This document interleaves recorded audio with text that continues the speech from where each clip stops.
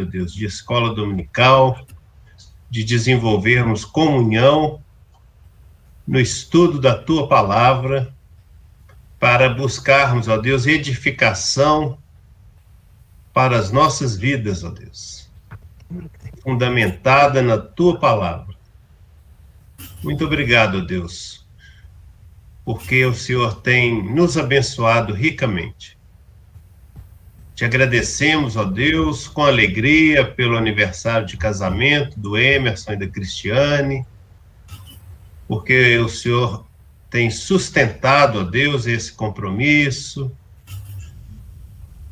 E vemos, ó Pai, as Tuas bênçãos, ó Deus, presentes no relacionamento deles, juntamente com o Eduardo, que é essa bênção na vida do Emerson e da Cris e da nossa família mais ampla. Muito obrigado porque o Senhor tem provido, ó Deus, cada uma das suas necessidades e também, ó Deus, tem ensinado a eles a cada dia o que é desenvolver, ó Deus, um casamento à luz da Tua palavra, da Tua revelação, ó Deus. Ó Pai de amor, preserva-lhes a cada dia a saúde e a disposição de Te servir com temor e alegria no coração, ó Pai. Muito obrigado por tudo, ó Deus. Obrigado pela alta da Bárbara, obrigado pelo sustento que o Senhor tem dado também aos nossos irmãos que estão enfermos. Pedimos, ó Deus, que o Senhor cuide também, ó Pai, daqueles que estão cuidando deles e também dos familiares, ó Deus. Obrigado por tudo, fica conosco, abençoa a Jaqueline agora, Senhor, dando a ela clareza, dando a ela discernimento e falando por ela, ó Deus, através da ação do Teu Santo Espírito, ó Deus. Obrigado por tudo, em nome de Jesus. Amém, Senhor. Amém. Jaqueline, fica à vontade. Amém. Ok. Irmãos, bom dia. Com muita alegria, né, que eu retorno aí das férias. Quero falar para vocês, como alguns já sabem, que entraram aí antes, né? Eu estive na fazenda e encontrei com o Rafael aqui, que eu esperava pelo menos ficar conectada, mas cheguei lá no segundo dia, o aparelhozinho lá que pega o sinal, acho que é um Icatel que chama, quebrou, e eu falei assim, não, agora nós vamos ficar desconectados aí do mundo, das notícias da família, né, e tudo, e da escola dominical que eu queria assistir. Então, não pude acompanhar. Cheguei semana passada, eu quero pegar as lições que ainda não tive condições de assistir a elas, mas até domingo que vem, que eu vou voltar a dar aula, eu vou me inteirar de todo o conteúdo dado, para a gente, cada vez mais, a gente vai crescendo espiritualmente com os ensinamentos, né, dos irmãos. Isso a coisa boa da comunhão com os santos, é isso, que a gente vai desfrutando do conhecimento, né, um tem um dom de ensinar, o outro de orar. Eu vejo aí o Erdman sempre colocando aí, durante a semana, os pedidos de oração, né, e eu sei que tem irmãs e irmãos na igreja que têm esse dom, e isso é o que nós vamos, sobre esse assunto que nós vamos ver, comunhão com os santos. Como isso é precioso para o nosso crescimento e para a nossa vida como cristãos, né? Esse ponto 2.7 que me foi passado, ele tem, assim, dá para umas 4 aulas, viu, Erdman? Eu estava pensando que era só uma, e aí depois eu falei, não, eu comecei a pesquisar e falei, gente, tem muita coisa.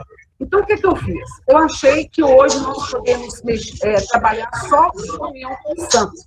Muito importante para depois nós entrarmos nos outros pontos, que são qual a missão da igreja, por que congregar, para quê, e a importância histórica da igreja. Então, eu vou ter que ter, assim, Deus vai me dar essa capacidade de sintetizar bem na próxima aula, porque É muita coisa aqui, esses 4 pontos, mas vou fazer isso, vai ser um exercício para mim.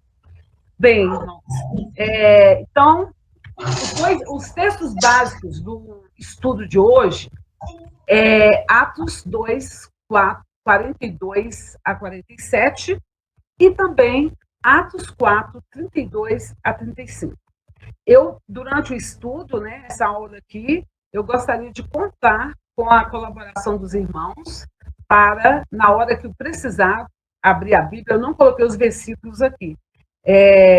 As pessoas prontamente, né? Nós vamos fazer como antigamente, na minha infância, a gente estudo o concurso bíblico, para ver quem achava mais rapidamente, né?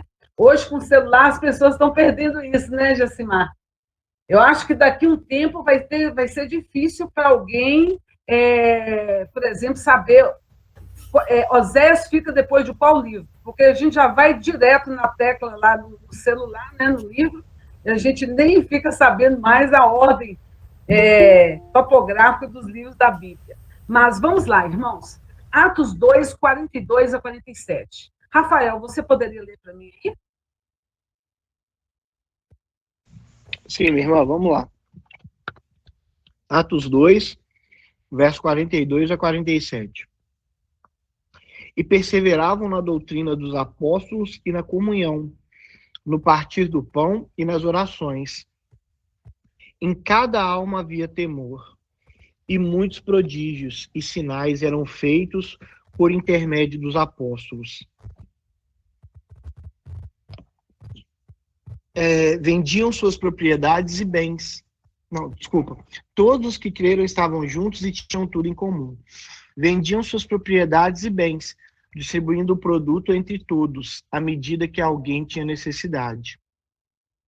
Diariamente perseveravam unânimes no templo, partiam pão de casa em casa e tomavam as suas refeições com alegria e singeleza de coração, louvando a Deus e contando com a simpatia de todo o povo.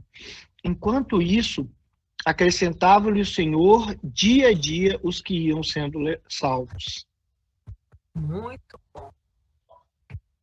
Atos 4, 32 a 35. Wesley, por favor, leia para mim esse trecho das Escrituras aí na tela. Da multidão dos que creram era um o coração e a alma. Ninguém considerava exclusivamente sua nenhuma das coisas que possuía. Tudo, porém, lhes era comum. Com grande poder, os apóstolos davam testemunho da ressurreição do Senhor Jesus, e em todos eles havia abundante graça, pois nenhum necessitado havia entre eles, porquanto os que possuíam terras ou casas, vendendo-as, traziam os valores correspondentes e depositavam aos pés dos apóstolos. Então se distribuía a qualquer um à medida que alguém tinha necessidade. Obrigada, Wesley. Irmãos, a nossa aula de hoje vai ser dividida em 3 partes. A primeira é uma que muitas vezes nós não gostamos muito, de sermos avaliados. Alguém gosta de ser avaliado aqui? Sente-se bem, não se sente incomodado ao ser avaliado? Então, nós vamos ter um primeiro momento de algumas perguntas que nós vamos fazer a cada um, né, como membro da igreja, e depois nós vamos estudar essas 2 passagens das Escrituras que vão dar, as 2 vão dar a nós uma noção de como a igreja, o retrato, vai dar um belíssimo retrato da comunhão da igreja primitiva, né, que é um modelo para a igreja em todos os tempos. Então, começando aqui, como viviam os convertidos? Então, nós vamos ver essa visão panorâmica da comunhão. Eu vou me ater agora ao versículo de Atos 2:42, que fala: e perseveravam na comunhão. Perseveravam na comunhão. A igreja, após Pentecostes, era caracterizada por fidelidade, comunhão, temor e fervor. Então, lá, fidelidade, comunhão, temor e fervor. Vocês que estão com a Bíblia aberta aí, nós vamos identificar nesse trecho, que o primeiro texto base da nossa aula de hoje, de que forma essas características de fidelidade, comunhão, temor e fervor eram demonstrados. Vamos lá? Atos 2, 42 a 47. Nós vemos aí, perseveravam na doutrina dos apóstolos. Outra característica, como que era demonstrada essa comunhão? Na comunhão, no partir do pão e nas orações. Esse partir do pão é uma referência à Santa Ceia, mas também às refeições que eles faziam em comum também. Em cada alma havia o quê? Temor, e muitos prodígios e sinais eram feitos por intermédio dos apóstolos. Estavam juntos e tinham tudo em comum. Estavam juntos. Essa expressão é muito importante para a aula de hoje, tá? Unidos, juntos no mesmo lugar. Vendiam as suas propriedades e bens, distribuindo o produto entre todos à medida que alguém tinha necessidade. Diariamente, perseveravam unânimes no templo, partiam o pão de casa em casa e tomavam as suas refeições com alegria e singeleza de coração. Eu quero que vocês guardem bem essa expressão aí, alegria e singeleza de coração, louvando a Deus e contando com a simpatia de todo o povo. Então, essa era a forma como a igreja primitiva demonstrava essa comunhão, né? Bem, agora vem a parte que eu falei com vocês, a avaliação. Agora, pergunte a si mesmo, ou a si mesma, essas qualidades me caracterizam? Todas essas qualidades da igreja primitiva aqui que nós lemos, olhamos aí nos versículos 42 a 47, caracterizam você? Eu oro regularmente para que essas características aumentem em minha igreja? Você tem orado por isso? Eu vi no Facebook 2 mensagens do reverendo Edson hoje, e eu já percebi que sempre ele coloca as 2 mensagens, 2 frases sempre relacionadas ao sermão do domingo, né? Então, ele vai falar um pouco sobre isso, o testemunho da igreja e a expansão do reino de Deus. Então, é muito interessante a gente fazer esse autoexame. Oro regularmente para que as características da igreja primitiva aumentem em minha igreja. Em uma escala de 1 a 10, que nota eu daria à comunhão da igreja primitiva? Acho que todo mundo aqui daria 10, né, gente? É o modelo, é o modelo ali. Embora seres imperfeitos, mas pela graça e o Espírito Santo que capacitava aqueles servos de Deus ali, eles constituíram ali, o exemplo dele pode ser o exemplo adotado em todos os tempos para a igreja de Cristo aqui na Terra. Em uma escala de 1 a 10, que nota eu daria à comunhão da minha igreja? Não precisa falar, não. Só coloca aí, de 1 a 10, qual a nota que você daria à comunhão da primeira igreja presbiteriana de Belo Horizonte? A igreja, irmãos, tem 3 grandes prioridades. A nossa relação com Deus, a nossa relação com o povo de Deus e a nossa relação com o mundo de Deus. As pessoas perdidas sem Jesus.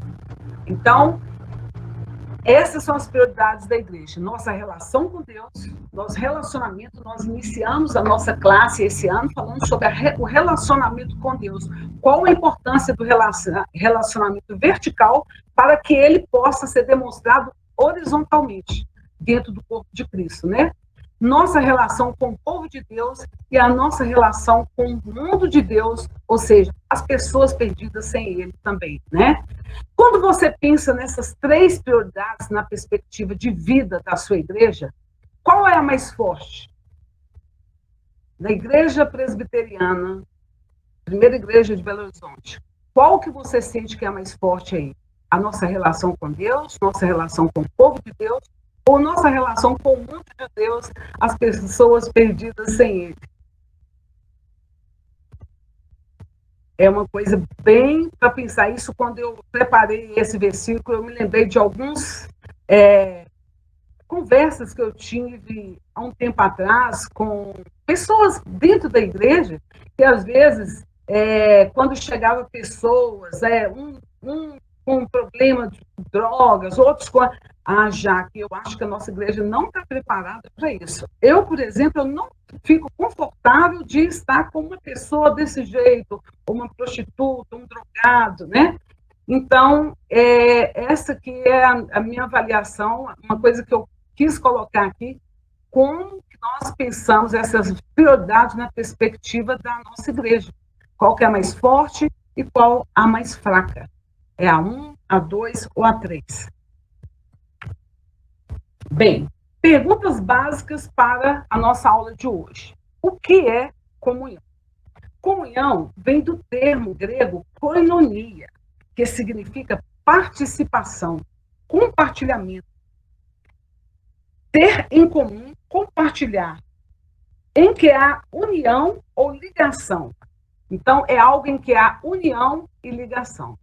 Por que é tão importante a comunhão e por que devemos nos preocupar com ela?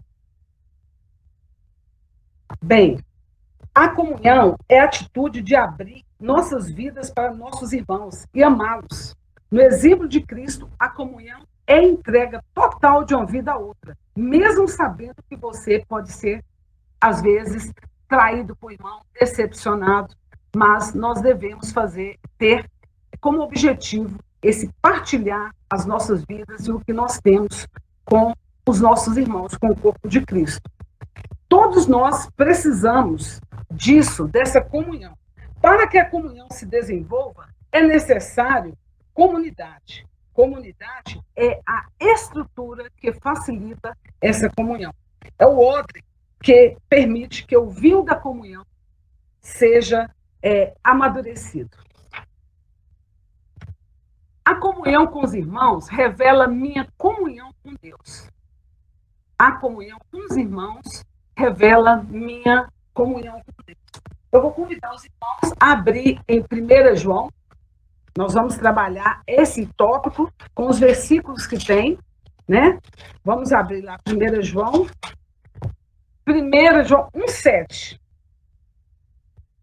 Quem pode ler esse versículo? Se porém... pode ler, por favor. Se, porém, andarmos na luz, como ele está na luz, mantemos comunhão uns com os outros, e o sangue de Jesus, seu Filho, nos purifica de todo pecado. Olha que aqui o autor da carta, né, aqui da primeira epístola de João, tem uma condicionante aqui, se andarmos na luz. Então, uma condicional para que nós mantenhamos comunhão uns com os outros é o fato de nós andarmos na luz, né? Jacimar, leia para mim o 2,9. 1 João 2, 9 a 11.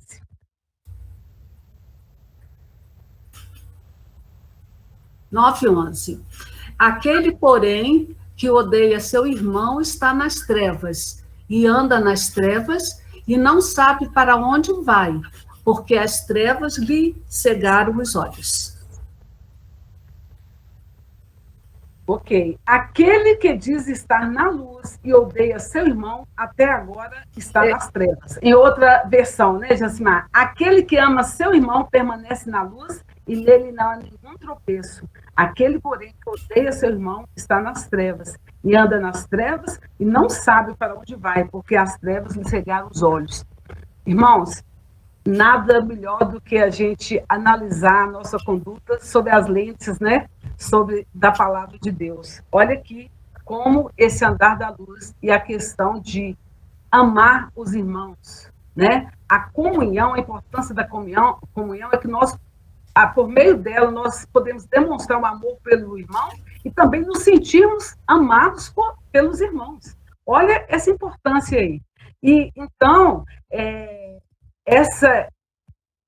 relacionamentos ou sentimentos da igreja de ódio, de aversão ao irmão na fé, isso não condiz com a vida cristã, a vida de um servo de Deus.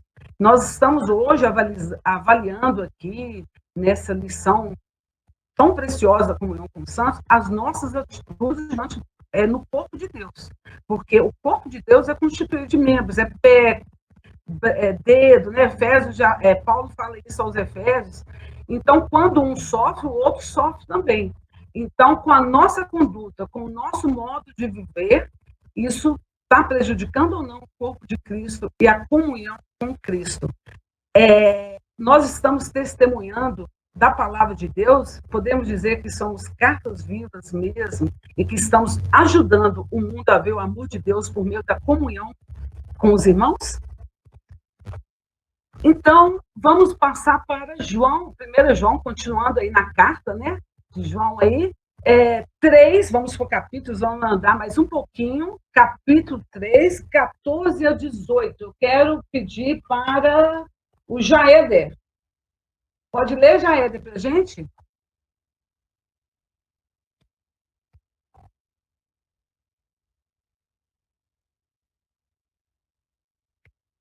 João 3, 14 a 18.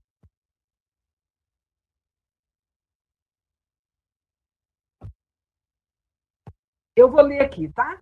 Nós sabemos que já passamos da morte para a vida, porque amamos os irmãos. Aquele que não ama permanece na morte. Todo aquele que odeia seu irmão é assassino. Ora, vós sabeis que todo assassino não tem a vida eterna permanente em si. Nisto conhecemos o amor que Cristo deu a sua vida por nós e devemos dar nossa vida pelos irmãos. Ora, aquele que possui recursos deste mundo e vir a seu irmão padecer necessidade e fechar-lhe o seu coração, como pode permanecer nele o amor de Deus? Filhinhos, não amemos de palavra nem de língua, mas de fato e de verdade. E nisso conheceremos que somos da verdade, bem como perante ele tranquilizaremos o nosso coração. Outro trecho precioso das Escrituras, bastante contundente no sentido de como deve ser a nossa comunhão com os santos, né, irmãos? Aqui, principalmente nessa época de pandemia, nesses tempos difíceis, né, em que nós temos visto alguns irmãos, né, da igreja, não aqui, não tenho muito conhecimento, mas vemos que a igreja de Cristo em outros lugares, e pode ser que até perto você tenha conhecimento dentro da igreja que tem passado necessidade nessa crise econômica porque passa o país. Então, é bem oportuna esse trecho das Escrituras para que nós também possamos nos avaliar, né, diante desse trecho aqui, desses dizeres aqui, de como que nós devemos nos importar com os irmãos, com as necessidades do outro, que importando nós estaremos amando, realmente demonstrando amor de fato e de verdade, né? Vamos caminhar mais um pouquinho, capítulo 4, versos 7 a 8. Quem pode ler? Amados, amemo-nos uns aos outros. Amados, amemo-nos uns aos outros, porque o amor procede de Deus. E todo aquele que ama é nascido de Deus e conhece a Deus. Aquele que não ama não conhece a Deus, pois Deus é amor. Mas, outra vez aí, reforçando, aquele que não ama não conhece a Deus, porque Deus é amor. E o 20 e 21 do mesmo capítulo, que vai falar: se alguém disser amo a Deus e odiar a seu irmão, é mentiroso, pois aquele que não ama seu irmão, a quem vê, não pode amar a Deus a quem não vê. Ora, temos da parte dele este mandamento, que aquele que ama a Deus, ame também a seu irmão. Então, irmãos, essa carta de João aí, vale a pena a gente passar, são apenas 5 capítulos por ela hoje, né? E a gente está refletindo mais sobre o modelo de comunhão com os irmãos e como ela revela a minha comunhão com Deus. A comunhão também revela nosso desenvolvimento como povo de Deus. Então, o mundo está olhando para a Igreja de Cristo e ele vai conhecer o amor de Deus por meio de nós. Se nós não estivermos amando de fato e de verdade, o mundo não vai conhecer. Eu não estou me lembrando do endereço aqui, que fala que no final dos tempos, o amor, a igreja vai ser conhecida pelo amor. É uma das cartas de Paulo que fala isso. Então, essa comunhão com o santo, o modo como nós a desenvolvemos, expressa também esse amor de Deus e expressa o nosso desenvolvimento como servo de Deus, povo de Deus, aqui na face da terra. Terceiro ponto, porque a comunhão com os irmãos é importante. A comunhão é a base do nosso amor ao mundo e aos perdidos. Ao mundo não é porque nós amamos o mundo e o que tem nele, é porque nós vamos amar os perdidos. Vamos lá? Agora vamos voltar, vamos para João, não mais 1 João. Vamos lá, João 13. João 13, 35. Edma, poderia ler para mim?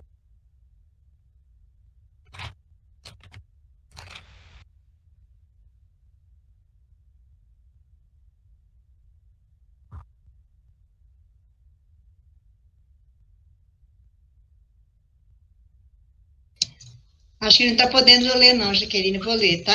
Outro lê para mim. Nisto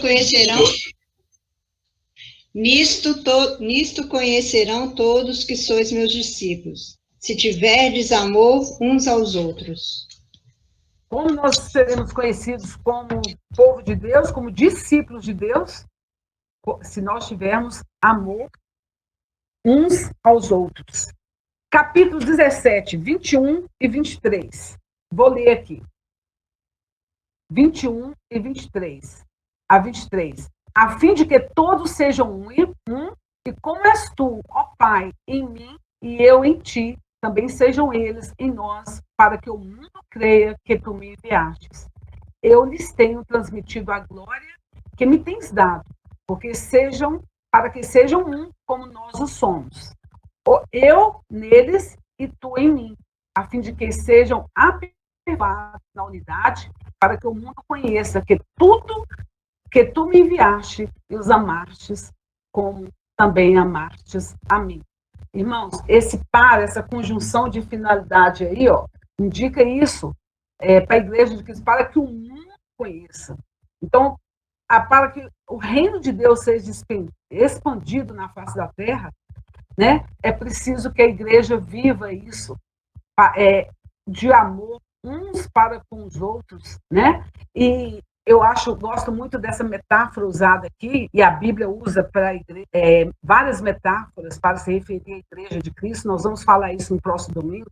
Usa edifício, usa casa, usa oliveira, usa a metáfora da videira, né? Quando fala que nós somos os ramos, que nós estamos ali ligados a Cristo, né?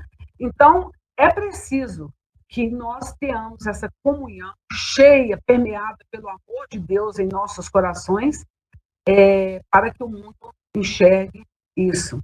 Eu vou enfatizar bastante isso aí, tá? Bem, como que nós podemos, aqui eu vou dar algumas formas práticas, né, de como a igreja pode melhorar essa comunhão. Bem, a comunhão, ela é melhor desenvolvida em pequenos grupos. Aí você vai falar, mas e o culto? Então isso significa células em lares? Não, irmãos, não é isso. É porque eu mesma tenho essa experiência. Cheguei à primeira igreja em 2008, em fevereiro, e eu ia aos cultos à noite, no domingo de manhã, a escola dominical, mas tão logo terminava, eu saía correndo. eu sei que eu passei 2008, 2009, sem conhecer muita gente na igreja. As pessoas, eu chegava à igreja, as pessoas perguntavam: você é visitante? Eu já tinha me transferido para a igreja, mas as pessoas falavam isso.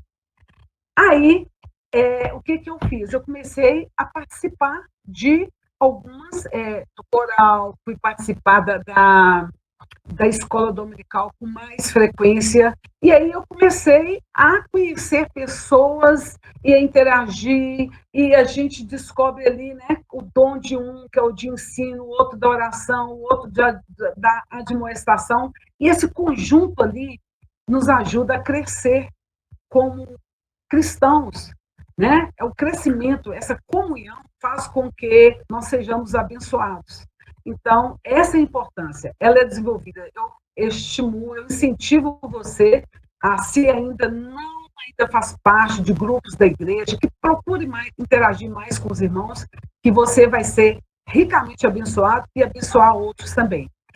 Essa comunhão pode ser desenvolvida em encontros onde o ambiente familiar prevalece. Qual é a característica do ambiente familiar? É o aconchego, é o conhecer as pessoas. Um ambiente familiar cristão deve ser permeado pela oração, deve ser permeado por palavras que sejam úteis, que edifiquem uns aos outros, né? Esse é o ambiente que nós precisamos ter. Essa comunhão também é desenvolvida ao nós estendermos a amizade, a conhecermos mais pessoas, procurar interagir com os visitantes que chegam na igreja, né? Ter tempo de lazer. Muitas vezes nós trabalhamos, chegamos no final de semana, nós não chamamos o irmão para sair, para almoçar na casa. Eu sei que a cidade grande tem todas essas dificuldades. Minha época de mocidade da igreja era praticamente a gente ia na casa de um, do outro. A gente não estava só no domingo ou nas atividades da igreja. A gente tinha esse relacionamento mais achegado, né? Então, desfrutar da comunhão uns com os outros, no lazer, no tempo livre que você tiver, no orar pessoalmente um pelo outro. E essa é uma coisa que eu gostei dessa pandemia, de que nós estamos usando o grupo de WhatsApp, né? Louva a Deus pela vida do Ergeman, para sempre estar nos atualizando durante o dia, né, Ergeman, das necessidades dos irmãos. Isso tem tudo a ver com o tema da escola dominical, aqui da nossa classe, Vida Cristã. Orar pessoalmente um pelos outros. Quem pode abrir? Jacimar, abre para mim Tiago 1,6, que é uma ordenança que, infelizmente, tem sido um dos mandamentos mais ignorados pelo povo evangélico nos tempos mais. Tiago 1,6. Vamos ver lá o que fala. Enquanto a Jacimar... Eu estou achando que essa referência está errada. Acho que é o 5,16. Não. Vê para mim aí, deixa eu ver. Eu já tenho aqui direitinho, eu posso até ler para vocês. Tiago 5,16. Isso mesmo, desculpa, 5,16. Vamos lá. Isso mesmo. É o 5,16. Vou até anotar isso aqui para do resumo. 5,16. É para eu ler, Jaqueline? Sim. Bom, confessai, pois, os vossos pecados uns aos outros e orai uns pelos outros, para serdes curados. Muito pode, por sua eficácia, a súplica do justo. Olha aí, irmãos. Confessar suas falhas uns aos outros e orem uns pelos outros. Nós estamos muito, agora já estamos, né, temos feito essa questão de orar pelos outros, mas eu confesso que nós temos dificuldade de nós confessarmos as falhas uns aos outros, não é isso mesmo? Eu quero confessar uma aqui que eu me envergonho de nesse tempo. Eu fui para a fazenda e chegando lá, desde antes de ir, meu pai falou: Jaque, venha para você ajudar, que a sua mãe não está podendo cozinhar mais, né? E a gente agora... Aí eu cheguei à fazenda e já comecei cedo, já levantar e preparar o café, já deixar pronto na mesa, e não fui diligente com o meu tempo devocional bem no início do dia. Eu peço aos irmãos que orem por mim, eu voltei agora, estou tentando reiniciar, voltar a essa prática, e é difícil, irmãos, porque quando a gente deixa de fazer isso, os afazeres do mundo vão, no dia, né, vão tomando espaço, se agigantando, né, e a gente fala, vou deixar para o final do dia. No final do dia eu vou fazer essa devocional, ter esse tempo com Deus. E, às vezes, nos acostumamos com ir ao celular, ir pelo outro, pelas necessidades do outro, mas nós não temos aquele tempo de parar, né? Parar, ficar quietinho, esse tempo é precioso. E eu senti falta disso. E isso cria uma ansiedade tão grande em mim, irmãos, que é uma coisa impressionante. Eu preciso, realmente, careço das orações para voltar esse tempo aí, né? Essa prática. Bem, a comunhão também é melhor desenvolvida no compartilhar os bens. Irmãos, mas a gente tem que compartilhar, porque nós não somos donos daquilo que nós temos. Nós somos mordomos daquilo que Deus nos dá. Então, nós precisamos compartilhar o que nós temos. Isso não é nosso, é de Deus. Aí você vai falar, mas eu empresto, o outro vai estragar, né? Eu até coloquei no meu livro, por exemplo, né? Emprestar é um prazer, devolver é o seu dever. Mas muitas vezes a gente fala assim, perco um amigo, mas não perco um livro, né? Eu costumo brincar com os meus amigos, irmãos que pedem emprestados, mas eu vou falar em outros bens também. Nós precisamos de compartilhar aquilo. E, lógico, atentando para os talentos, que nós também, como bons mordomos, devemos chamar a atenção daquele que desfruta daquilo que nós emprestamos, compartilhamos, para ter o devido cuidado, né? Lá em Mateus mesmo, de capítulo 25, de 14 a 30, o autor nos fala o seguinte: nós não somos donos de nada, nós somos só mordomos. Como mordomos, temos a responsabilidade de compartilharmos as coisas que Deus tem posto em nossas mãos. A parábola vai falar isso aí. Ao mesmo tempo, sendo mordomos, temos que exercer sabedoria e cuidado em como compartilhamos as coisas. Queremos que elas continuem servindo ao reino de Deus por muito tempo. Não devemos deixar alguém responsável destruir ou gastar os recursos de Deus, dos quais Ele irá nos pedir contas. Então, esse compartilhar dos bens tem que ser extremamente observando a mordomia cristã, tá? A comunhão é melhor desenvolvida também no celebrar momentos especiais juntos, aniversários, formaturas, nascimento, Natal, um encontro de casais, né? Então, isso aí também nós exercitamos aí a comunhão com os santos. Bem, vamos passar agora para uma outra passagem da Bíblia. Eu falei que a aula ia ser dividida em 3 partes, uma autoavaliação. Agora nós vamos estudar a comunhão cristã e os amigos inseparáveis dessa comunhão. Nós vamos pegar como texto base, lá voltando no Atos 4, 32. Peço os irmãos que voltem lá, abram suas Bíblias no Atos 4, 32 a 35. Vou ler. Da multidão dos que creram, era um o coração e a alma. Ninguém considerava exclusivamente sua nenhuma das coisas que possuía. Tudo, porém, era comum. Com grande poder, os apóstolos davam testemunho da ressurreição do Senhor, e em todos eles havia abundante graça. Pois nenhum necessitado havia entre eles, porquanto os que possuíam terras ou casas, vendendo-as, traziam os valores correspondentes e depositavam aos pés dos apóstolos. Então se distribuía a qualquer um à medida que alguém tinha necessidade. Este, irmãos, é um belíssimo retrato da vida cristã que serve de modelo para nós. Nesse texto, nós temos um resumo da vida comunitária dos primeiros cristãos. Nele, Lucas, o autor do livro de Atos destaca a qualidade da vida espiritual daquela comunidade. Na sua primeira observação, Lucas destaca o quê?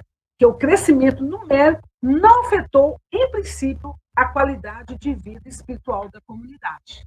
Então, cresceu, mas a quantidade não afetou a qualidade. Da multidão dos que creram, eram um o coração. Eu fiz questão de colocar em vermelho.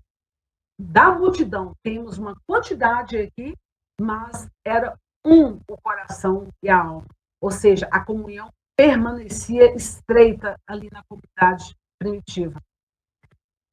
Observe o claro contraste entre multidão e um, acrescentando brilho a quê? A unidade do corpo de Cristo. Nós temos que sempre ter em mente isso aí, unidade, a união.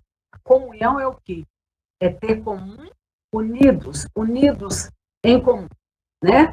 Então, o que acontece? No nível mais geral, era um ambiente de profunda comunhão que é retratado na frase ninguém considerava. Originalmente dizia ser sua, nenhuma das coisas que possuía. Olha aqui, ninguém considerava, ninguém dizia ser sua nenhuma das coisas que possuía. Tudo, porém, lhes era comum. Isso aqui não é fazendo aí uma apologia ao comunismo, não, né? A dividir e achar que tem que ser. Não, mas isso aí é a mordomia cristã, saber que os bens nossos, tudo aquilo que Deus nos dá, isso era para o benefício dos outros, porque eu não sou muito boa em endereços, não, mas tem uma parte, tem um versículo da Bíblia que fala que aquilo, tudo que Deus nos dá, o trabalho, ele serve para quê? Qual a finalidade? Para que nós possamos acudir ao necessitado com aquilo que nós não precisamos, sobra na nossa vida, né? E então é isso aí que nós precisamos, nós temos que ter em mente, não considerar como nossa as coisas que nós temos, mas nós somos mordomos de Deus e precisamos de uma mordomia totalmente ali ligada aos decretos de Deus e embasada nos conhecimentos da palavra, nós possamos exercitar e contribuir para a comunhão com os santos.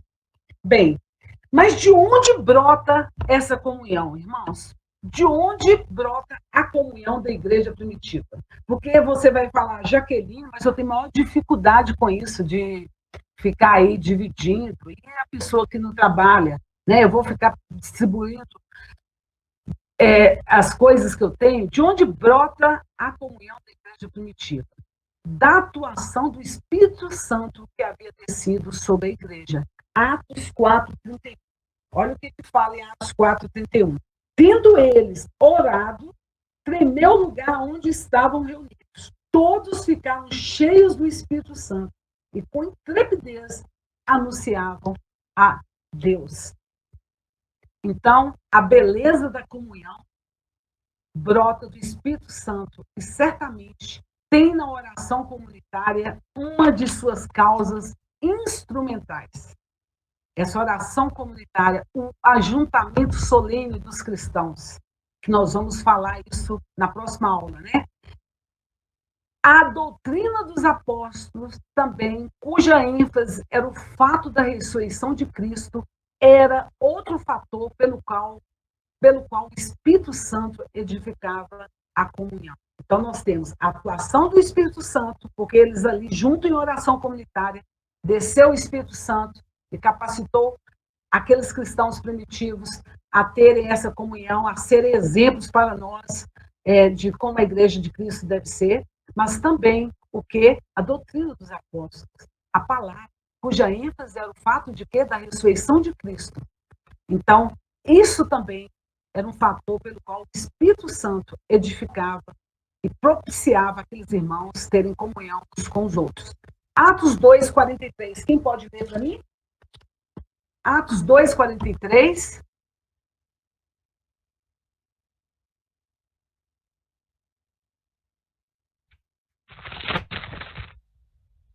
Em cada alma havia temor e muitos prodígios e sinais. eram feitos por intermédio dos apóstolos. Em cada alma Só isso? havia temor, só isso. Obrigada, viu, Flávio? Então, em cada alma havia temor, e muitos prodígios e sinais eram feitos por intermédio dos apóstolos. Em 2:32, 33 e 36, vai falar o seguinte, olha aqui, 2:32. A este Jesus, Deus ressuscitou, do qual todos nós somos testemunhas. Exaltado, pois, à destra de Deus, tendo recebido do Pai a promessa do Espírito Santo, derramou isto que vedes e ouvis. E no versículo 36, esteja absolutamente certo, pois toda a casa de Israel, de que este Jesus, que vós crucificastes, Deus o fez Senhor e Cristo. Então, o Senhor da igreja, ele foi ressuscitado. E isso aquecia o coração dos irmãos da igreja primitiva. Essa esperança da ressurreição, que a morte, ela foi vencida pela ressurreição de Cristo. Isso é a diferença do cristianismo, né? Porque todos os outros deuses, os líderes de religião, o túmulo deles, a gente encontra os restos mortais. Mas o do nosso, da religião cristã, do cristão, do cristianismo, o túmulo está vazio. E essa é a vitória de Cristo sobre a morte, que nos encoraja, que nos anima, né? O fato de ter Cristo ressuscitado entre os mortos. Outro fator de onde brota a comunhão da igreja primitiva, que nós podemos observar, é a oração e a proclamação do evangelho. Esses eram os meios de graça pelos quais o Espírito Santo enriquecia a comunhão dos crentes. E eu fiz questão de abrir e deixar aqui a pergunta 85 do catecismo, né, que vai falar sobre que exige Deus de nós para que possamos escapar. Não, aqui, a 86, que vai falar sobre a questão de... Deixa eu ver aqui, gente, eu perdi... Não, aqui. Sobre os meios da graça, é isso. Quais são os meios de graça? A oração, a proclamação da palavra, a participação na ceia do Senhor. Isso aí são meios pelos quais o Espírito Santo enriquecia a comunhão dos crentes. Ceia do Senhor é outro elemento fundamental. Em Atos 2, 42, 46 e 47, nós podemos ver isso aqui. Quer ver? 42. E perseveravam no doutrina dos apóstolos e na comunhão, no partir do pão e nas orações. 46. Diariamente perseveravam unânimes no templo, partiam pão de casa em casa e tomavam as suas refeições com alegria e singeleza de coração. E o 47, louvando a Deus e contando com a simpatia de todo o povo. Enquanto isso, acrescentava o Senhor dia a dia os que iam sendo salvos. E aí a gente começa a fazer mais outras perguntas para avaliar. Será que nós, como primeira igreja presbiteriana de Belo Horizonte, temos contato com a simpatia dos outros? Vivemos um tempo, então, de tanta divisão, de tantos grupos, né? Politicamente, às vezes teologicamente. Eu vejo nas redes sociais as pessoas brigando, querendo ali sobrepor a fala do outro, mostrar o seu conhecimento teológico, mas sem nenhuma simpatia, sem uma misericórdia, mas sempre querendo mostrar o conhecimento. E às vezes não, certamente isso não é condizente com o viver cristão e não contribui em nada para a comunhão e a simpatia daqueles que ainda não se achegaram a Deus, né? Ô, Jaque, oi. Complementando a sua fala, esses dias até o Augusto Nicodemos, ele publicou um texto sobre isso, falando que isso é uma prática do fariseísmo, né? É como se a gente estivesse se tornando um fariseu. Por mais que a gente ali esteja defendendo a graça, a teologia reformada, se a gente não tiver graça, misericórdia, para estar querendo transmitir aquilo ali, é como se a gente estivesse se tornando um mero fariseu. Exatamente. Muitas vezes é o eu. Ali você não está nem escondendo atrás da cruz de Cristo para que ele execute em nós o querer e o efetuar. Nós estamos o quê? Querendo mostrar o eu na discussão, falar que eu conheço a palavra, né? Politicamente, irmãos, muitas vezes eu vejo até líderes mesmo da igreja falando de uma forma que não contribui para a simpatia do evangelho, do povo aí, dos não cristãos, dos perdidos, para com o evangelho. Então, isso aí nós também precisamos, porque como modelo, Cristo é o nosso modelo, Cristo era o homem que cheio de verdade ou primeiro cheio de graça e de verdade? Que nós tenhamos graça ao dizer a verdade. O que é a graça? É o favor merecido. É você ver o cara que está falando coisas, a pessoa que está falando coisas que vão de encontro, né, vão contra aquilo que eu penso e que a Bíblia diz, mas você de forma... O reverendo Raimundo sempre fala, nós precisamos deixar o evangeliquez e muitas vezes o farisaísmo e saber descer ali e ter misericórdia para com o irmão que ainda é neófito na fé, ainda não tem o conhecimento, né? Experimentou a graça de Deus, para que nós possamos ajudá-lo nesse crescimento.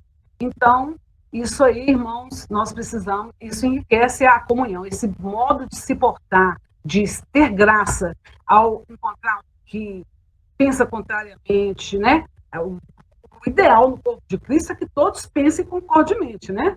Paulo até fala lá, quando Cíntia e Evódia estavam brigando, peço que pense concordemente, isso vai fazer bem para o corpo de Cristo.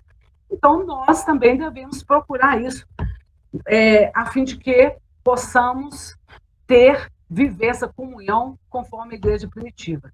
Isso, lógico, nós precisamos buscar plenitude do Espírito Santo. Nós não podemos esquecer, eu estou repetindo várias vezes esses dois textos, porque é importante que nós vivamos uma vida de piedade e buscando essa plenitude do Espírito Santo, essa graça concedida, né? Bem, qual é o resultado de tudo isso que nós estamos vendo aí? Nessas passagens, havia abundante graça em todos os crentes. Havia abundante graça em todos os crentes. Está registrado aí na Bíblia, né? E, meus irmãos, sem a ação do Espírito Santo que opera em e juntamente com a oração, a proclamação da palavra e os sacramentos, a comunhão cristã não seria em nada diferente de um clube social. Não é mesmo? Pensa um clube social em que as pessoas têm clube, tem organizações em que as pessoas são até mais unidas que a igreja. Se você vai ver lá, porque muitas vezes a igreja não tem dado esse testemunho. O que nós precisamos? Nós ouvimos a palavra, nós oramos, pedimos a Deus isso, e os sacramentos, né? Participar da ceia do Senhor, onde nós chegamos ali, examinamos a nossa vida diante de Deus, suplicamos o perdão dos pecados, na confiança, na vindicação de Cristo, ali na cruz, de ter morrido pelos nossos pecados, nós adentramos, né? Nós temos essa liberdade de adentrar os santos dos santos e sermos justificados, nós somos justificados dos nossos pecados, nós podemos, irmãos, buscar essa comunhão cristã, tendo como modelo essa igreja primitiva, né? Os irmãos da igreja primitiva eram intrépidos ao anunciar a palavra de Deus, e essa intrepidez lhes fora dada pelo Espírito Santo de Deus. Além da intrepidez pedida, Lucas mostra em nosso texto que, pelo mesmo Espírito, Deus lhes deu um ambiente de renovada comunhão. Vemos, assim, que a beleza da comunhão própria do Espírito Santo. E ele certamente tem na oração comunitária uma de suas causas instrumentais. Trata-se de um círculo virtuoso. A igreja, cheia do Espírito Santo, tem um compromisso com a oração comunitária e, por meio dessa oração e comunhão, torna-se mais e mais cheia do Espírito Santo. Olha esse círculo aí. Oração, proclamação da palavra e ceia do Senhor. Esses três elementos são amigos inseparáveis da comunhão cristã. Como experimentar essa beleza? Jaqueline. Oi? Alguém gostaria de falar? Não, esses 42 aí, e perseveravam, quer dizer, não desistiam, né? Uhum. Na doutrina, no ensino, no partir do pão. Uhum. Né? Poderia ser aí a Santa Ceia, né? Tipo assim. Sim, E aí faz eu referência... creio, sim. Pode falar. Qual que é a nossa prioridade? Talvez hoje a nossa prioridade não seria vender o imóvel, mas seria o reino de Deus. Vamos priorizar o reino de Deus. Entendeu? Assim, por tudo isso que você está falando, eu imagino isso, porque quando fala assim, vender suas propriedades, porque para aquela época e tal, a gente trazendo isso para hoje é um negócio que às vezes até pode pôr a cabeça de alguém aí em dúvida, assim, então, eu até acho assim, não, talvez a prioridade hoje não seja vender o imóvel, mas a minha prioridade, com certeza, é o reino de Deus, entendeu? E por isso nós temos que perseverar no ensino, nas orações, Santa Ceia, na ajuda, na colaboração, na doação. É por aí ou eu estou falando... Né? Ô, Flávio, você não está falando não, e eu vou mandar, durante a semana, até uma mensagem do pastor Marcos Augusto, da Terceira Igreja Presbiteriana de Boa Vista, que ele vai falar sobre isso, mas ele fala assim, que você pode ver que no texto fala, vendia as propriedades e repartia à medida que tinha necessidade. Ou seja, isso não é porque nós vamos chegar e colocar tudo, vender, tipo um comunismo, né? Vender, não, e depositar os pés dos apóstolos, não. Isso tendo em vista o trabalho. O que nós trabalhamos? Nós trabalhamos, é a forma de glorificar a Deus, mas com aquilo que sobra, não é para o nosso... Cada vez nós termos mais prazer, consumirmos mais nesse mundo consumista, nessa sociedade em que cada dia cria-se um desejo e que nós queremos satisfazê-lo para a nossa felicidade e nós vamos ficando mais infelizes com isso, mas o que nós temos ali é para acudir o necessitado.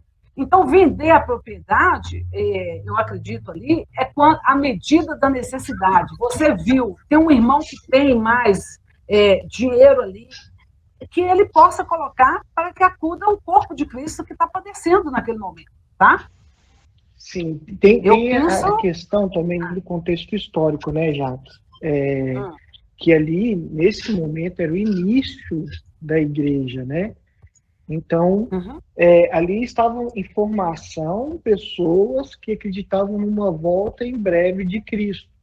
Eles acreditavam que ia ser, no momento, com eles ainda em vida. Do mesmo jeito que hoje, quando a gente fala que Jesus vai voltar, a gente não espera que seja com a gente em vida, né? Muitas vezes. Então, eles tinham essa percepção, assim como nós temos.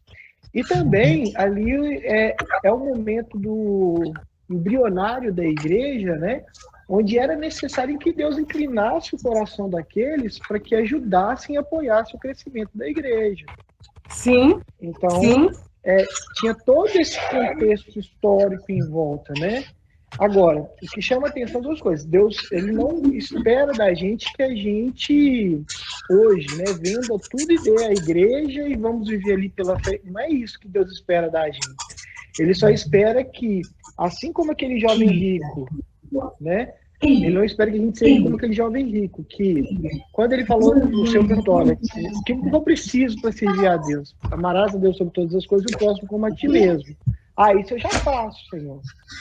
Então reparta tudo que você tem e venda aos pobres. Qual que era o problema daquele jovem rico? Jesus queria que ele vendesse aquilo ali? Não. Jesus falou aquilo ali para mostrar que o amor dele não estava sobre... Ele não amava o próximo como a ele mesmo, que o amor dele não estava sobre Deus, sobre todas as coisas, mas na riqueza e nos bens materiais dele. Então, quando eu vejo esse início da igreja, era porque eram pessoas realmente comprometidas e porque o momento histórico da igreja, que era embrionário, necessitava desse engajamento inicial, né? para que a igreja prosperasse, crescesse e continuasse historicamente como ela é viva até hoje, né? Rafael, eu agradeço a sua contribuição. Eu penso também, a Bíblia é muito interessante. Eu estava conversando com meu marido hoje no café da manhã, ouvindo a mensagem do pastor, que veio assim casar com a mensagem, com o que eu vinha preparando, né? Falando sobre isso. Eu vou passar para vocês depois, porque são 6 minutos a mensagem dele, e vai explicar isso direitinho, viu, Flávio?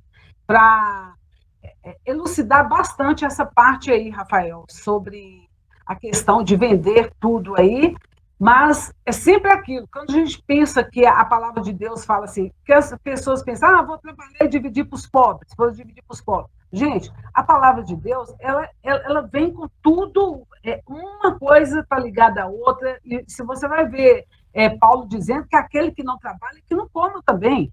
Então, isso aí já desestimula também essa coisa de que prega. Esses dias um amigo meu, presbiteriano, né, de uma igreja lá em Brasília, mas é da igreja presbiteriana, aquela que tem um viés mais... Tem igreja com um viés mais marxista, independente tem um pouco disso, sabe? Eu conheço várias pessoas que falam um pouco assim, e ele vem falar que se eu sou contra o comunismo, o socialismo, porque atos é isso aí. Eu falei, olha, não, de jeito nenhum.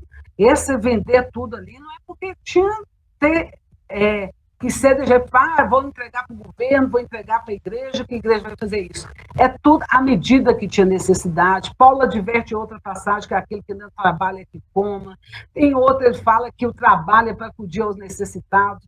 Então, tudo, gente, nós temos que ver com sabedoria, com discernimento, né? Analisando com conhecimento, sabedoria, discernimento, para saber qual é a vontade de Deus, está na palavra dele, está recheada a palavra de decretos, de mandamentos, de conselhos, para que nós sejamos sábios no nosso proceder.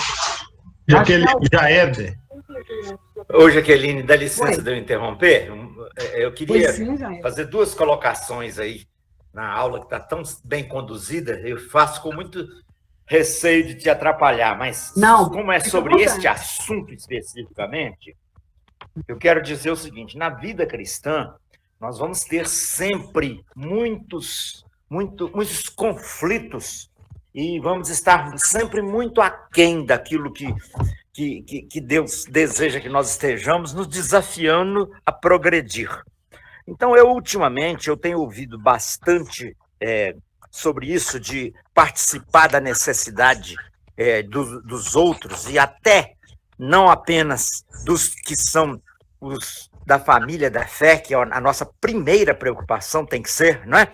Uhum. Mas extrapolando da família da fé, os necessitados do tempo de hoje, que são inúmeras as necessidades e tudo mais, e quando nós vemos vendiam as suas propriedades, conforme já foi comentado aí, isso fazia parte de um contexto, e hoje até nós podíamos dizer o seguinte: que tal a gente começar com isso que eu tenho ouvido ultimamente, que é o seguinte: que tal a gente entender que quando Deus me dá mais do que eu necessito para aquele mês, é que Ele está pretendendo que a bênção dele passe através de mim e chegue a outro. Ou seja, se eu tenho tido mais do que eu necessito, Deus está querendo abençoar outros através disso. Eu acho que isso já seria um começo assim fantástico para a igreja, de nós não... Isso sim, isso nós podemos dizer que Deus não quer, que nós sejamos simplesmente acumuladores de bens. Isso quer dizer que eu não posso ter uma poupança? Isso quer dizer que eu não devo ter um preparo para um determinado tempo da vida? Não. Mas são 2 coisas que tem que... Eu digo que são às vezes... conflitantes, mas elas são paradoxais. Eu devo ser prudente, né, e guardar para o amanhã, mas eu não posso colocar o meu coração naquilo a ponto de o que me sobra num mês, por exemplo, que o contexto nosso hoje é o mensal, né? O que me sobra no mês, eu compreendo que tudo que chega a mim é dado por Deus, Deus está, em primeiro lugar, pronto para poder abençoar outras pessoas com aquilo que está vindo a mim com fartura, vindo a mim com abundância. Eu acho que se nós começarmos com isso, se a gente tiver o coração completamente aberto para poder fazer isso, já é um bom começo.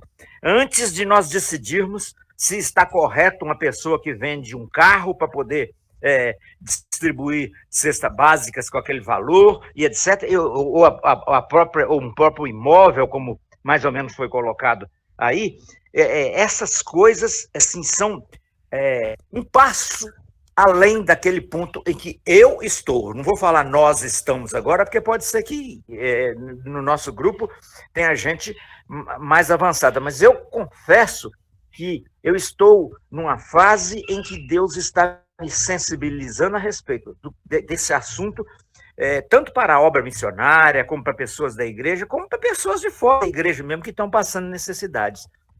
Então, se nós tomarmos conta de que antes de aumentar a nossa poupança, a nossa conta bancária e etc., quando Deus me dá a sobra num mês, né, Ele está me habilitando para servi-lo, abençoando outras pessoas necessitadas. Eu acho que se nós dermos esse primeiro passo, talvez Deus nos faça mais depressa do que nós imaginamos enxergar o verdadeiro sentido disso, de distribuir os seus bens. Eu não acredito que isso seja necessário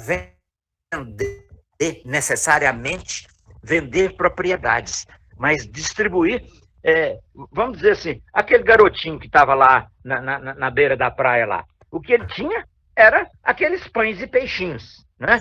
Era ínfimo para alimentar aquela multidão, né? Mas e se ele falasse assim, não, isso aqui foi minha mãe que preparou para mim, eu não vou entregar isso aqui de jeito nenhum. Então, ele tinha aquilo naquele momento, ele deu aquilo naquele momento. Então, hoje, sobrou alguma coisa para mim nesse mês? Chegou a mim uma necessidade especial? Não vou endurecer o meu coração, ó Deus, não me deixe endurecer o meu coração, antes abri-lo para suprir essas necessidades. Mas nós, como igreja, infelizmente, nós não chegamos nem a conhecer as reais necessidades dos nossos irmãos. A gente não tem essa comunhão que nos permita saber. Às vezes nós estamos convivendo. Eu me lembro, há uns 10 anos atrás, de ter convivido uns 2 anos com um irmão que tinha perdido o emprego, ele estava desempregado. Eu convivi assim, encontrar lá na igreja, né, o irmão e tal, depois ele, felizmente, se encaminhou. Mas até que a sogra dele falou assim, Jaéder, ore pelo fulano de tal, tem tanto tempo que ele está sem emprego. Então, se nós não chegamos nem a conhecer as necessidades dos nossos irmãos, como é que nós vamos pensar em vender nossas propriedades para poder distribuir, né? Então, é isso aí que eu queria dizer, é uma coisa desafiante para nós. Jaéder, muito obrigado, belíssima contribuição.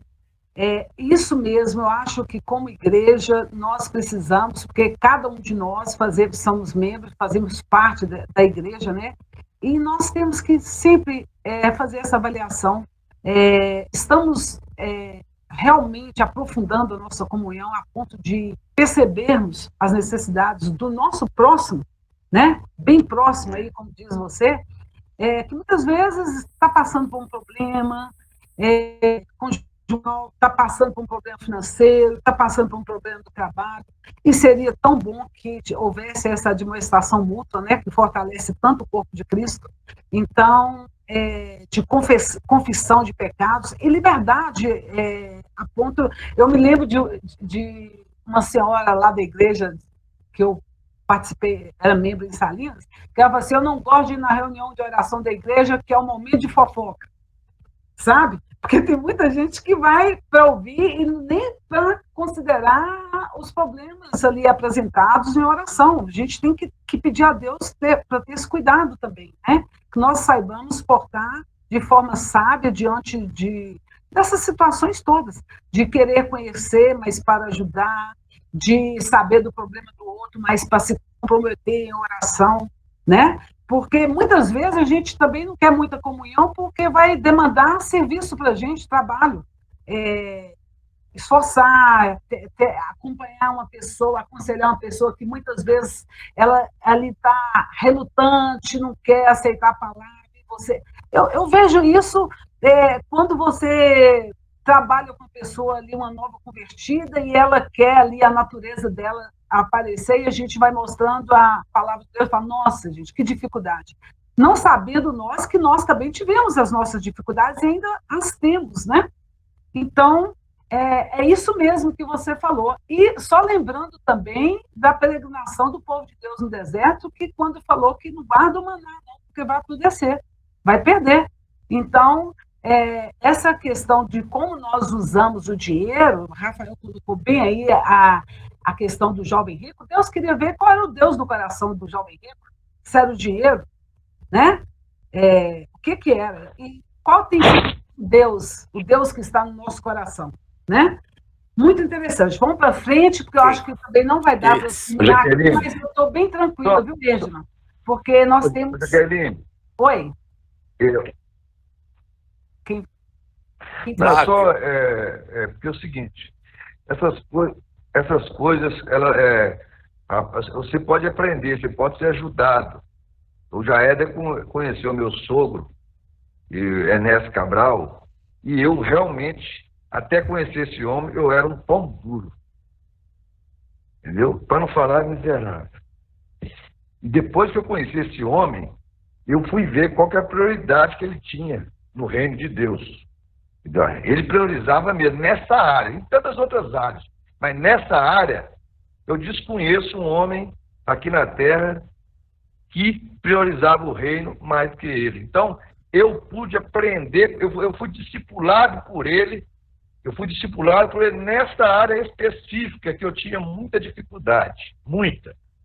Entendeu? Então, é por isso que eu quis entrar, porque o Ernesto Cabral, ele me fez enxergar e eu abri meu coração para entender os problemas de outras pessoas, entendeu? Então, eu fui infelizado, porque eu não era assim, não. Eu era um pão duro mesmo, e como o Jair deu essa entrada aí, nesse sentido, e foi muito boa, eu não posso deixar de até falar sobre isso, como uma pessoa pode influenciar outra em determinadas áreas, entendeu? Principalmente quando se fala do reino de Deus, entendeu? Então, por isso que eu quis só dar falar nesse aspecto, tá? Desculpa. Flávio, muito bom. Desculpa entrar aí, Jaqueline, é muito bom, porque a nossa classe precisa de ter esses testemunhos a respeito de vida cristã, né? Fantástico. Tá? Jaqueline, a gente precisa ficar atento aos que são próximos a nós, sabe? Aqueles que trabalham, às vezes, para nós, o parente mais próximo, para que a gente não exiba uma diferença tão grande, sabe? Às vezes, enquanto o outro está em necessidade. Então, a gente tem que pedir a Deus sensibilidade, humildade, às vezes baixar o padrão mesmo, e contribuir para que a necessidade do outro seja satisfeita, sabe? Muitas vezes, aquele que está perto da gente está padecendo muito, e a gente está, assim, julgando e falando, não trabalha, ou não estudou, ou não... Mas, às vezes, a gente julga de uma forma injusta, sabe? Então, a gente tem que olhar para o próximo com misericórdia e, se for o caso, abrir mão mesmo e distribuir e contribuir para que a necessidade do outro seja satisfeita. Eu penso assim. Sim, verdade, Edna, porque também a gente tem que saber que precisamos realmente saber que o que nós temos aí tem que ajudar o próximo e ter essa humildade também de não querer aparecer e se considerar. Outra passagem da Bíblia fala que nós não podemos considerar ninguém superior nos considerar superior aos outros, né? Então, essa humildade que você falou aí, eu vou falar com os irmãos, até no vestir, na forma de você, por exemplo, às vezes tem gente que fala assim, vamos sair o grupo aqui da igreja, não vou porque escolhe um local super chique para ir, sendo que o outro não tem condição de ir, e também não tem essa, vou falar isso, nós estamos em igreja, nós temos que, talvez não esteja nem disposto a desprender um pouco do dinheiro para que aquela pessoa que não tem necessidade para ir. Isso aconteceu há pouco tempo aí, a gente escolhendo um local para a gente reunir com o coral da igreja, e eu vi que tinha pessoas que não tinham. Eu falei, gente, vamos atentar aqui, tem pessoas que não têm condições de ir nesse local, nesse momento. Né? Isso foi antes da pandemia, viu, irmãos? Então, a gente tem que ter esse cuidado também, né? Tudo, eu sempre falo que sabedoria, gente, discernimento, entendimento e conhecimento de causa, tudo guiado pelo Espírito Santo, nos faz muito bem, tá? Nos faz muito bem. Isso é uma parte, Jaqueline, já Éder. Isso é uma parte importante do tinham tudo em comum, né? E isso que você falou aí. Sim, ver sim. essa necessidade, vamos dizer assim, a impossibilidade da participação de alguém. Isso é ter tudo em comum, né? Ô, gente, depois, eu vou já postar hoje os vídeos, porque eu, assim, gosto demais, tenho sido ricamente, assim, tremendamente edificada pelas mensagens sobre comunhão, que coincidiu com o meu tema essa semana. E eu vou passar primeiro de eu enviar o resumo da semana para vocês, que eu prometo fazer até na terça-feira, tá? Dessa aula, e na semana que vem eu posto da aula que eu darei no domingo próximo. E eu agradeço já, assim, agora a contribuição de vocês, isso enriquece a aula, é importante a gente colocar, porque são os diversos olhares, né, que nos chama a atenção daquilo que nós precisamos melhorar como igreja, né? Como primeira igreja.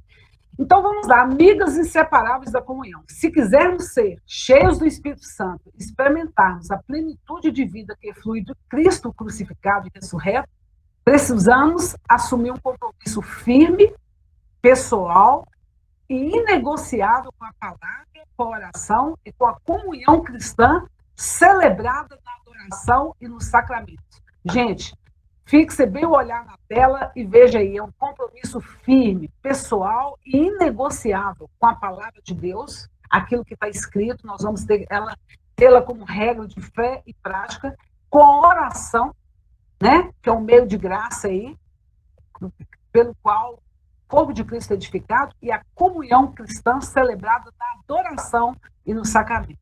Essas três são amigas e inseparáveis. Palavra, oração e comunhão cristã. A importância do ajuntamento para a comunhão cristã. Esma, faltando 5 minutos, você me avisa, tá? Porque se não der, eu termino no domingo que vem, tá? Já acabou o tempo, Jaqueline. Então, pronto. Domingo que vem eu fecho aqui com esse finalzinho aqui, que é a importância do ajuntamento, a ênfase que dá em todos reunidos no tempo e conclusão, tá? Ok, melhor assim. Deixar... Gente, eu vou pedir ao Esma mesmo para orar, que Deus possa nos abençoar, isso tudo que foi falado aqui, eu está falando ao meu coração, me chama mais a uma responsabilidade da comunhão, de estar mais atenta às necessidades do próximo, a desprender daquilo que Deus tem me dado para abençoar outras vidas. E que nós façamos, irmãos, dessas verdades realmente uma realidade na nossa vida como cristãos, a fim de que, como o pastor Edson vai pregar hoje, que o reino de Deus seja expandido na face da terra e o nome do Senhor Jesus Cristo seja glorificado na vida da igreja dele. É isso que nós precisamos ter em mente e no nosso coração. Que ele, o Espírito Santo de Deus, possa nos capacitar para essa tarefa desafiadora, tá? Esma, olha para a gente, por favor. Querido Deus, nosso eterno Pai, nós te agradecemos muito, Senhor, por este momento, por essa reflexão, ó Pai, que fizemos à luz da Tua Palavra. Te agradecemos, ó Deus, porque isso é um despertamento para que possamos pensar a respeito daquilo que o Senhor quer nos ensinar. Obrigado porque a tua palavra nos revela a tua vontade. Te pedimos, ó Deus, discernimento espiritual. Te pedimos, ó Deus, sabedoria para olhar para nós mesmos, olhar para aquilo que o Senhor tem nos dado e nos dar, ó Deus, a visão correta de como aplicar, ó Deus, os recursos que o Senhor tem feito chegar às nossas mãos, como mordomos, abençoados pelo Senhor, ó Deus. Te agradecemos, ó Deus, pela comunhão que o Senhor nos tem dado, a comunhão mais restrita nesta classe, em outros grupos, na comunhão coletiva do culto. Ó Pai de amor, que a gente possa saber aproveitar, ó Deus, cada uma das oportunidades que o Senhor nos tem dado, Senhor. Que possamos olhar para o nosso irmão com amor, com misericórdia,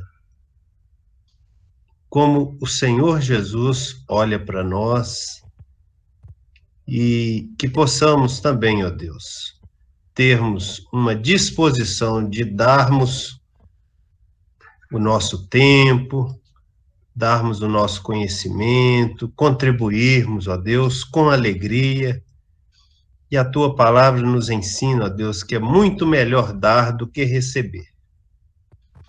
Ó Pai de amor, que esse assunto, ó Pai, que hoje foi ventilado aqui, ó Deus, possa fazer parte da nossa disposição de conhecer mais do Senhor, ó Deus, e da tua vontade para nós. Ajuda-nos, ó Deus. Obrigado por tudo, abençoa o nosso domingo. Obrigado por todas as bênçãos que o Senhor nos tem dispensado, ó Pai. Em nome de Jesus oramos. Amém. Amém.